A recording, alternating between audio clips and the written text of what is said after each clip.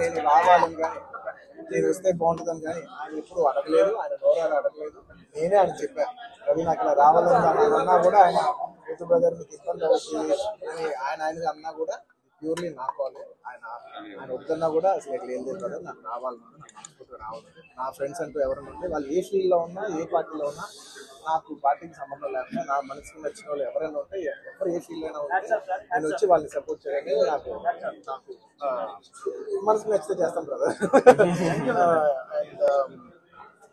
And ఆయన అస్సలు ఏం చెప్పాలంటే, ఆయన అస్సలు ఏమాత్రం ఆయనకున్న సంస్కారానికి, ఆయనకున్న గౌరవానికి, ఆయనకున్న ఫ్రెండ్షిప్కి ఆయన ఏ రోజైనా నోరు చేసి అడుగుండొచ్చు. కానీ ఆయన అసలు ఎప్పుడు అడగలేదు. నేను ఆయన అడగలేదు కాబట్టి నాకు ఇంకా ఉంది. అరే ఆయన అసలు ఎవరైతే అడగలేదు, ఎంత క్లోజ్ ఫ్రెండ్ కూడా అడగలేదు, నేనే చేయాలని చెప్పి నాకు లోపల నుంచే ఆ ఫీలింగ్ అనిపించింది. నేనుగా వచ్చాను.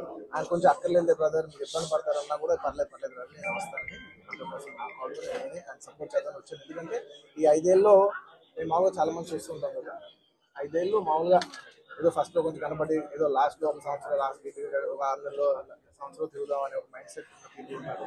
కానీ రవి గారు అలా కాకుండా 4-5 ఏళ్ళు ఆయన మొత్తం ఆయన ప్రాణం, ఆయన మనసంతా కూడా ఆయన నియోజకవర్గం మీద ఉంటే నాకు అర్థమవుతుంది. ఎంత అంటే ఒక కష్టపడి పనిచేసే పర్సన్కి అవతల పర్సన్ కష్టపడి నాకు తెలిసిపోతుంది.